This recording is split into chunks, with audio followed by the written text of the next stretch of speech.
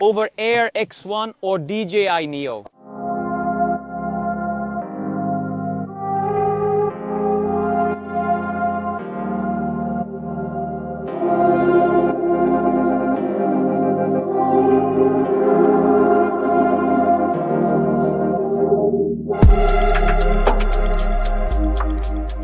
This is the question that many people ask in choosing a selfie drone purchase we have on the market on the same price range, little more, little minus the company's HoverAir X1, which has different models at this figure. We have the X1 in the normal version and Fly More with 2 batteries, and the charging hub on the other side we have the DJI NEO, which still has very similar features as selfie drone, but at the same time, however, we have one more thing. Let's see it together. Let's start from the HoverAir X1. That comes in this configuration. If we take the combo version, that is the quadricopter, the charging hub that allows via Type-C to recharge in less time, in about 35 minutes, the 2 extra batteries and battery. Otherwise, if you buy the single version, obviously you will find only one battery, the charging hub, which, as you see, has inside 2 batteries with this type of quick attachment that we will also find obviously in the drone itself. Obviously, the charging hub allows you to charge simultaneously, but at the same time also to go and check by pressing this little button here. Also the charging status with 4 white LEDs, and the same HoverAir X1, the hub can be charged via Type-C, which we also find on the drone, while we have the charging hub of DJI NEO, which is much more advanced. Same charging hub we find on the 250-gram models, but higher class Mini 4, Pro, Mini 3 Pro, etc. We find this charging hub that is branded. DJI has a Type-C input that allows you to charge much faster the batteries. Then obviously the HoverAir X1, because here we have the ability to go and shoot the input as much as 65. What's inside the package? Obviously something that is not there in the HoverAir X1. We find a radio control in the Fly More Combo version, and this is what makes the difference. But I want to explain it to you calmly, because we have a big difference between the 2 drones, which is really due to this radio control. Basically from open, we have really very similar dimensions. As you see, the drones seem to have copied each other as far as the dimensions. From open, we are on the same size, a little more structured. The blades of the DJI that are, as you see, slightly larger are always protected, but here there's the possibility to remove obviously what is the structure, while here not. The same thing, we can notice the quick shot functions that allow us then to follow us with the hawk eye, then from above to do an orbit mode around us. Both on both selectable meters are obviously clickable on the front, where we find the camera to a gimbal by simply going circus it goes to click on the various modes to then get it going. Same thing from here. We obviously have a voice speaker that tells us the mode that we are selecting, which is absolutely useful. And then to the same, we will need to mash the central rate to start the modes. The big difference is also in the dimensions, because the DJI NEO has a structure that resembles the other gray coloring, but it is completely rigid, so it cannot be folded. The motors cannot be folded up. Whereas on the HoverAir X1, from this configuration, we go to almost half the space, except for, of course, the central part, which encloses all the electronics, the battery, and of course the memory, which is internal on both. I remember it allows to reach a size definitely smaller. As you can see, it is also very convenient to go and open it. So let's say that if we want to compare it as a selfie drone on this aspect, absolutely wins the HoverAir X1, that is really very small. And as you can notice, it can fit in a pocket. Obviously, I am not telling you to carry it inside a pocket. However, this makes you realize that put in a pocket. This DJI NEO is practically impossible operation of the battery slide on the bottom, and is simply with a click obviously inserted and removed. The DJI battery is 1435 mAh, while the release of the HoverAir X1 is on the top and is interlocking, where here we find a 1050 mAh battery, which should in theory provide a lower autonomy. Both drones can be recharged with the Type-C on the body of the drone, and both have internal memory that there is no possible to expand it. But the only way is, of course, to use the Wi-Fi transfer system in the iPhone Android application of both the HoverAir products in the HoverAir X1 app and DJI Fly in the DJI app, which is slightly faster with the quick transfer technology. Let me show you how HoverAir X1 starts. As you can see, very stable. Gimbal has an axis. Obviously, the camera has a sensor that allows you to record in 2.7K at 30 FPS, 1080 at 60 FPS or 30 FPS with HDR. The DJI movements of the HoverAir X1 are, however, smooth and well thought out, and as you see here, there is not a follow mode, but it is an over mode that allows you obviously to go to frame view without moving from the position.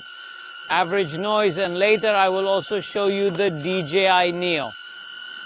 It will simply take one hand to make it obviously stop, so this turns out to be very practical as a selfie drone for any person do a hike, biking, walking, anything. Mostly also some sports with more speed. Then I will tell you here how many speed of both of them are. Okay, this is the follow mode. She has the over.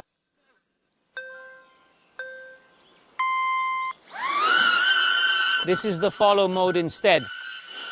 That will follow me. And it will also increase the speed if I speed up. And this is one of the nicest features that we can find on this drone and selfie drones in general. If I give it the time, he allows you to obviously also change the scene. So to run sideways, to run right, to run left. And for sure, this is a function that is maybe the most practical and the most convenient. When I then want to finish, I always want the palm of my hand. Obviously, for the DJI NEO, also here we have various modes. In this case, there are 6 here that you see that are clickable. Same from the drone, in the same way, then we hold down, we frame. This is also adjustable. Slight noise. Extra noise, but the drone does pretty much the same thing. Although he can be much faster.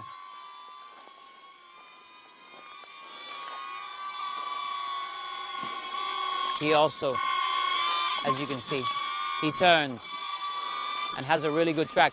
Both of them don't have, however, the sensors for obstacles at the bottom side, but only use the front camera to go and detect any obstacles if it can see them.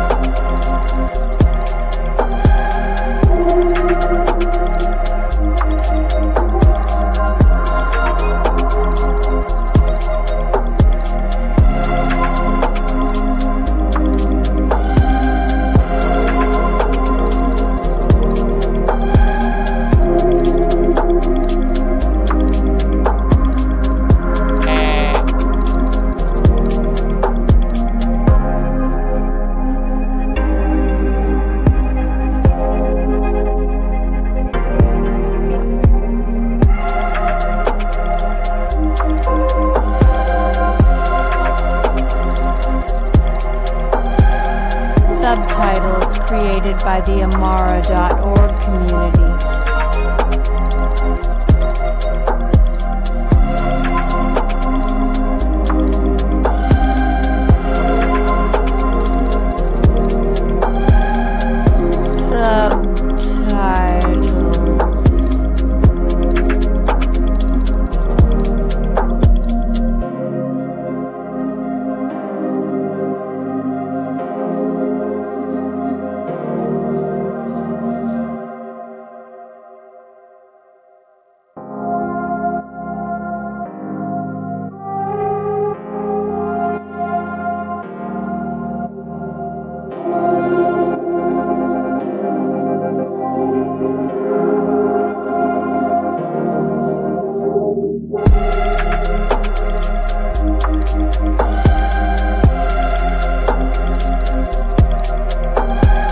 Real big difference that would make me choose the DJI NEO on this point of view rather than the HoverAir X1, which elsewhere I like because it is much more practical, is just the radio control. The radio control combined with the DJI Fly app, which is very sophisticated, allows you to have not only a selfie drone, but at the same time a real drone equipped with radio control that, compared to the 15, 20, 30 meters of Wi-Fi reception of the HoverAir X1, this allows us, with the OcuSync 4 system, to go many kilometers, and especially to go to select 3 modes, including cinematic, which is very slow, normal, sport, which also goes to completely disable even the obstacles. As you can see, in sport mode is definitely faster than, obviously, much faster than the HoverAir X1. And it allows, obviously, a control.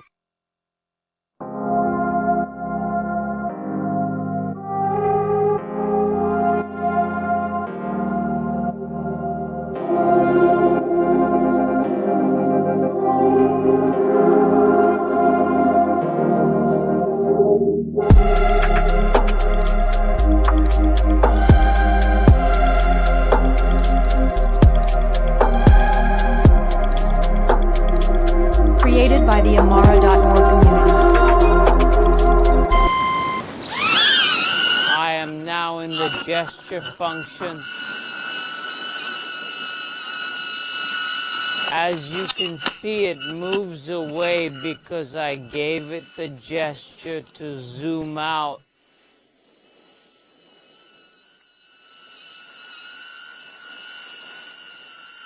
Okay, if I lift it up, it should go into the mode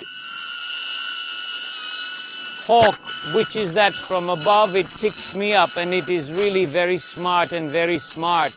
It can recognize my signs by the way I show you how it stops. And now it's up high, it comes to the predetermined altitude.